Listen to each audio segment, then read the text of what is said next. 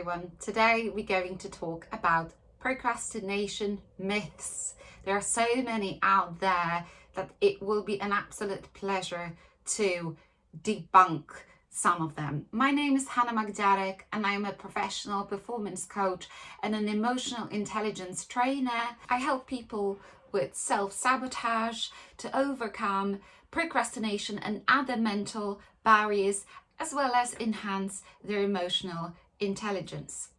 Procrastination myths. So what is procrastination again? Procrastination is a delay of a voluntarily intended action, even though we know we would be better off doing what we intended to do. So it's that gap between intention and action. The challenge is not only the consequences of procrastination, the direct consequences of procrastination, which is really underperformance, but also the amount of stress procrastination can cause both the procrastinator and other people suffer because of someone's procrastination. So today I would like to show you what procrastination makes people say and do. And if that's what someone is saying, they're basically fibbing themselves. As a physics professor once said, if the human mind was simple enough to understand, we'd be too simple to understand it. There is so much truth in it when it comes to procrastination, which is pretty irrational. So let's have a look at the first myth.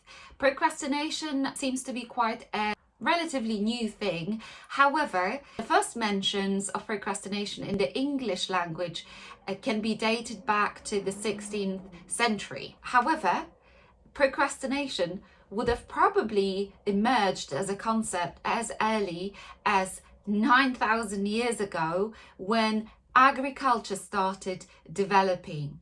Agriculture meant that we had certain deadlines imposed, and to be able to procrastinate, we actually need to have a deadline.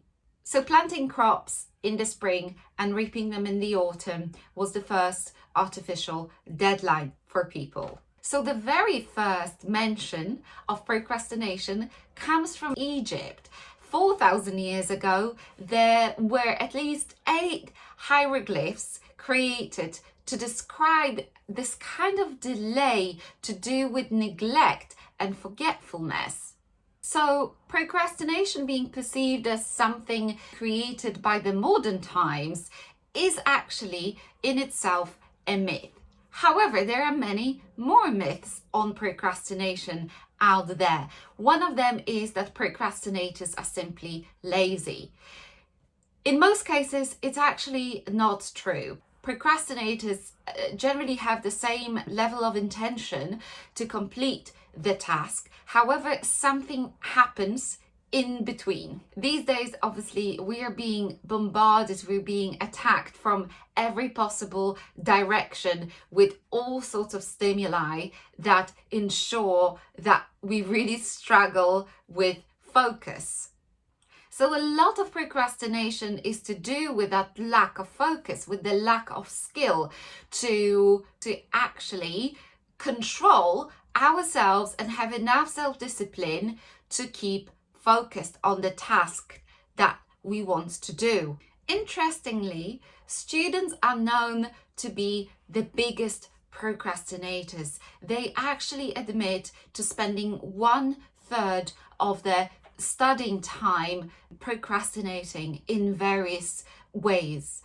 Be it browsing, playing video games, etc., etc. There's been lots of research done on students. One of the reasons may be because our brain doesn't fully develop really until we reach the age of roughly 25, and it means that we tend to be more impulsive before the age of 25, and procrastination is closely related to our impulsiveness.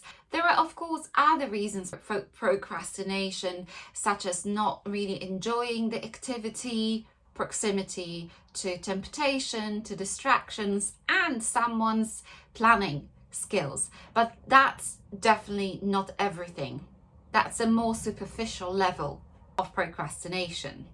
Procrastination is the sort of trap that we tend to fall into if we don't have the right skills to prevent ourselves from falling into that trap. Myth number 3 is that some people think that they work best under pressure. It's actually untrue. What basically happens is that everyone tends to work their hardest just before the deadline. So saying that you are able to complete your work at your best 2 days before the deadline means that you actually have only 2 days for preparing yourself. So for example, had you had 3 days, so started just 24 hours before, you would have increased your chances of performing better by 50%. So if someone starts preparing, say 1 week before, of course we'll have different deadlines, and the more far away they are, the more under the risk of procrastination we are. Imagine what we would have done had we started early enough.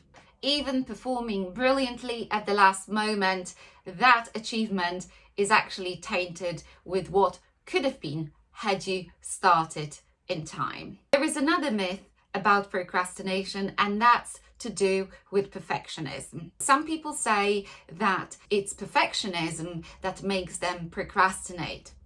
It's a very nice and sweet theory, but the reality is that the perfectionism theory doesn't pan out. Perfectionism actually produces a negligent amount of procrastination, and that's because perfectionists, first of all, they tend to be tidy, organized and prepared, and if they procrastinate, they are the ones who go to see a therapist about it or to see a coach. And this is why we have them in our data, because they do go and look for help.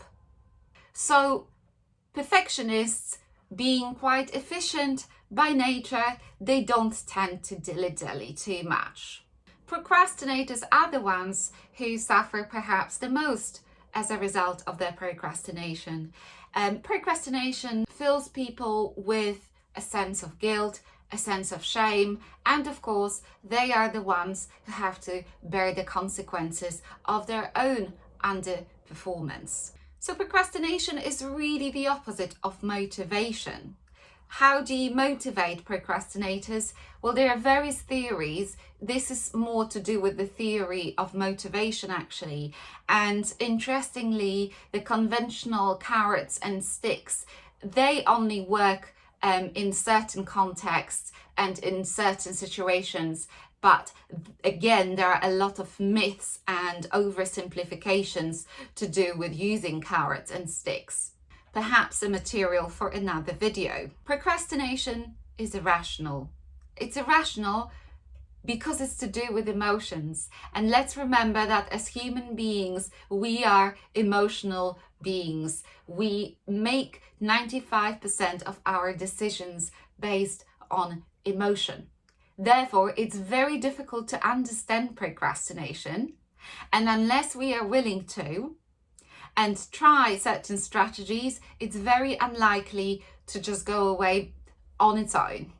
Overcoming procrastination is about being able to regulate our emotions. It's about being able to overcome that sensation of not wanting to do something, that feeling that you really can't bear the suffering that taking that action is going to bring, which is really the opposite of what it is going to bring, because it's going to bring a relief and a sense of achievement.